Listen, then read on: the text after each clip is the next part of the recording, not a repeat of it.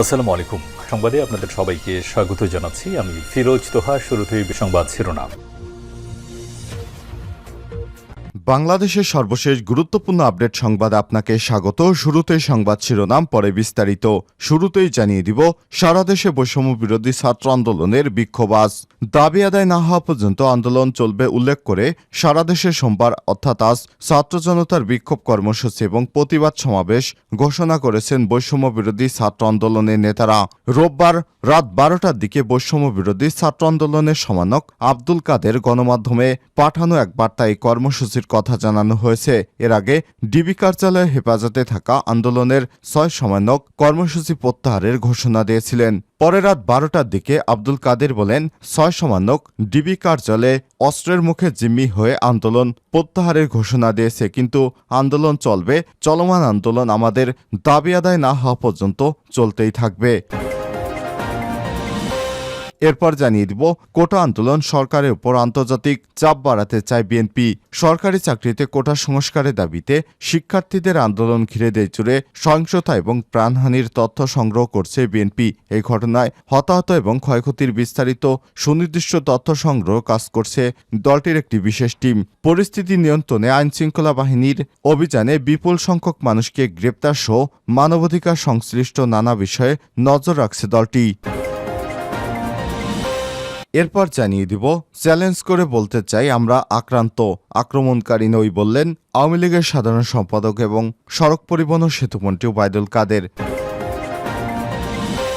এদিকে ব্যবসায়ীর টাকা ছিনিয়ে নেওয়ার অভিযোগে 2 পুলিশ প্রত্যাহার। হবিগঞ্জের মাধবপুরে মোবাইল ব্যবসায়ী দোকান লুট এবং ভয়ভীতি দেখিয়ে এক দোকানির কাছ থেকে 1 লক্ষ টাকা ছিনিয়ে নেওয়ার অভিযোগে 2 পুলিশ কর্মকর্তাকে থানা থেকে পুলিশ লাইন্সে সংযুক্ত করা হয়েছে। এবারে জানাবো, 1.5 কিলোমিটার বাঁধের অভাবে ভুগছে 8 গ্রামের মানুষ। বগুড়া সরিষাকান্দিতে মাত্র 1.5 কিলোমিটার একটি বিকল্প বেড়িবাঁধের অভাবে প্রতি বছর পানিতে ডুবছে 3 ইউনিয়নের 8 গ্রামের 13,000-এর বেশি মানুষ। এবং সর্বশেষ জানিয়ে দিব, আগরতলায় 23 বাংলাদেশি গ্রেপ্তার। কোটা সংস্কার আন্দোলন ঘিরে সৃষ্ট সহিংসতায় দেশজুড়ে পুলিশি ধরপাকড় এবং অভিযান চলছে। বাংলাদেশ পুলিশ ইতিমধ্যে প্রায় 10,000 মানুষকে গ্রেপ্তার করেছে। এর মাঝেই ভারতের ত্রিপুরা রাজ্যে একসঙ্গে 23 জন বাংলাদেশিকে গ্রেপ্তার করেছে ভারতের পুলিশ। খবর আনন্দবাজার। গোপন সূত্র পাওয়া তথ্যের ভিত্তিতে শনিবার রাতে আগরতলা স্টেশন চত্বর থেকে ওই 23 জন বাংলাদেশিকে গ্রেপ্তার করে ত্রিপুরা রেলওয়ে পুলিশ। গ্রেপ্তারকৃতদের মধ্যে একজন দালালও রয়েছে। প্রিয় দর্শক, এতক্ষণ শুনছিলেন সংবাদ শিরোনাম, এবারে বিস্তারিত। তবে তার আগে বন্ধুরা, অনুরোধ থাকবে সংবাদটিতে একটি লাইক দিয়ে দিন। এই সংবাদ সম্পর্কে আপনার মূল্যবান মতামত কমেন্ট করে জানিয়ে দিন। কমেন্ট করে জানিয়ে দিন আমাদের এই সংবাদটি আপনি কোন জেলা বা কোন স্থান থেকে বা কোন দেশ থেকে দেখছেন এবং শুনছেন। আর বন্ধুরা, আপনি যদি আমাদের চ্যানেলে নতুন হয়ে থাকেন, সংবাদটি দেখতে দেখতে চ্যানেলটি সাবস্ক্রাইব করে রাখুন, যাতে করে আমাদের লেটেস্ট আপডেট সংবাদগুলো সবার আগে আপনার কাছে পৌঁছে যায়। এবারে বিস্তারিত। আজ সারা দেশে বৈষম্য বিরোধী ছাত্র আন্দোলনের বিক্ষোভ। দাবি আদায় না হওয়া পর্যন্ত চলমান আন্দোলন চলবে বলে উল্লেখ করে সারা দেশে সোমবার ছাত্র জনতার বিক্ষোভ কর্মসূচি এবং প্রতিবাদ সমাবেশ ঘোষণা করেছেন বৈষম্য বিরোধী ছাত্র আন্দোলন। রোববার রাতে বৈষম্য বিরোধী ছাত্র আন্দোলনের সমন্বয়ক আব্দুল কাদের গণমাধ্যমে পাঠানো এক বার্তায় এই কর্মসূচি ঘোষণা করেছেন। এর আগে ডিবি কার্যালয়ে হেফাজতে থাকা আন্দোলনের 6 জন সমন্বয়ক কর্মসূচি প্রত্যাহারের ঘোষণা দিয়েছিলেন। পরে বাকি সমন্বয়কদের পক্ষ থেকে পাঠানো বিবৃতিতে বলা হয়েছে, সরকারের নিরাপত্তা বাহিনীর গুলি এবং ছাত্রলীগের আক্রমণে নিহত শত শত শহীদদের আত্মত্যাগ তিরস্কার করে ডিবি কার্যালয়ে বন্দুকের নলের মুখে জিম্মি করে সমন্বয়কদের মাধ্যমে জোরপূর্বক স্ক্রিপ্টেড বিবৃতি আদায়ের তীব্র নিন্দা এবং প্রতিবাদ জানাই। আমাদের দাবি আদায়ে আমরা অবিচল রয়েছি, ছিলাম এবং থাকব। প্রিয় দেশবাসী এবং ছাত্র সমাজ, বিগত কয়েকদিন যাবৎ গণহত্যা এবং গণগ্রেপ্তারের পর সরকারের এখন এক নতুন নাটকের সৃষ্টি করেছে। বৈষম্য বিরোধী ছাত্র আন্দোলনের সমন্বয়কদের তুলে নিয়ে ডিবি কার্যালয়ে জিম্মি করে অস্ত্রের মুখে স্ক্রিপ্টেড বিবৃতি দিয়ে ছাত্র সমাজের দাবিগুলোর প্রতি সরকার চরম ধৃষ্টতা প্রদর্শন করছেন।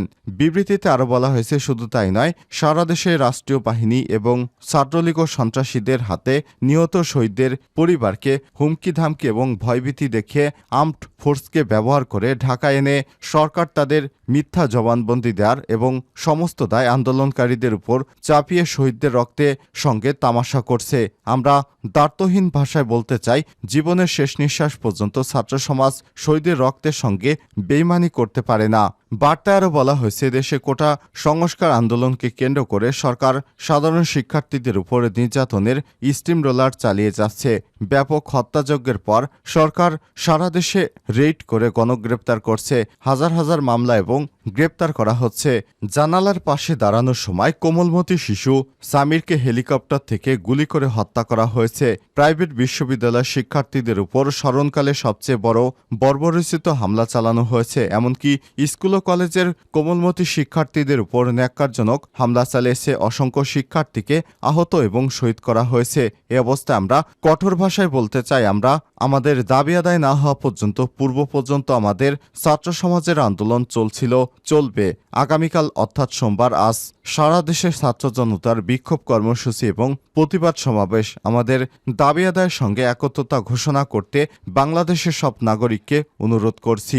এর আগে 6 সমন্বয়কের পক্ষ থেকে রেকর্ড করা এক ভিডিও বার্তায় রোববার লিখিত বক্তব্য পড়ে কর্মসূচি প্রত্যাহারের কথা জানান বৈষম্যবিরোধী ছাত্র আন্দোলনের সমন্বয়ক নাহিদ ইসলাম।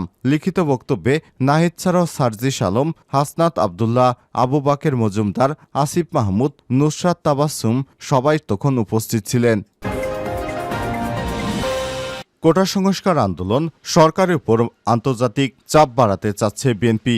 সরকারি চাকরিতে কোটা সংস্কারের দাবিতে শিক্ষার্থীদের আন্দোলন ঘিরে দেশজুড়ে সহিংসতা এবং প্রাণহানির তথ্য সংগ্রহ করছে বিএনপি।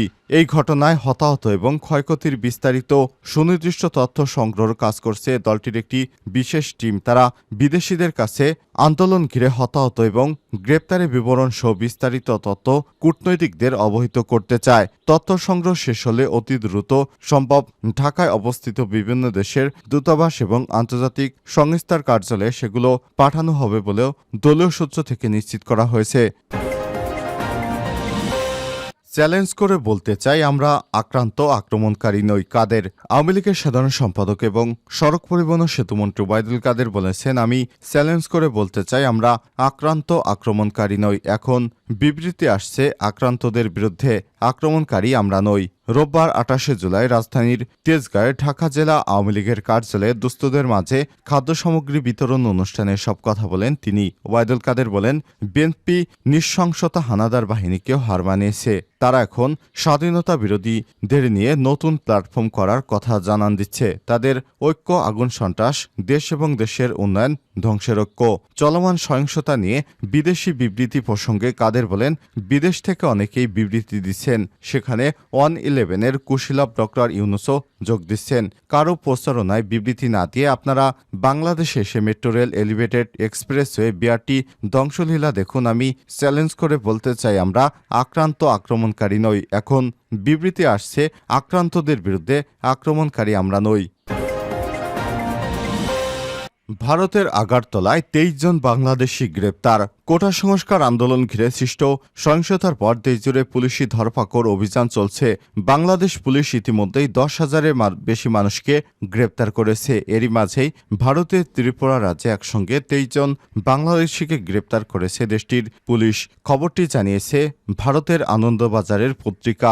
গোপন সূত্র থেকে পাওয়া তথ্যের ভিত্তিতে শনিবার রাতে আগরতলা স্টেশন চত্বর থেকে ওই 23 জন বাংলাদেশিকে গ্রেপ্তার করা হয়। প্রাথমিকভাবে জিআরপি সূত্রের বরাত দিয়ে পশ্চিমবঙ্গের বাংলা দৈনিক আনন্দবাজার বলছে, গ্রেপ্তার 23 জনই বাংলাদেশের চাঁপাইনবাবগঞ্জ জেলার বাসিন্দা। কী কারণে তারা ত্রিপুরায় এসেছিলেন, তাদের গতিবিধি কী ছিল, এ বিষয়ে খতিয়ে দেখতে তদন্ত শুরু করেছে জিআরপি। ভারতীয় বার্তা সংস্থা এএনআই বলছে, ওই 23 জন বাংলাদেশি নাগরিক একসঙ্গে কি করছিলেন, এর সঙ্গে আরও কোনো বড় চক্র জড়িত আছে কিনা তা খতিয়ে দেখছে আইনশৃঙ্খলা রক্ষাকারী বাহিনীর সদস্যরা। আগরতলা স্টেশন চত্বর থেকে মোহাম্মদ সেলিম রেজা নামের এক দালালকে গ্রেপ্তার হয়েছে। তার বয়স 27 বছর।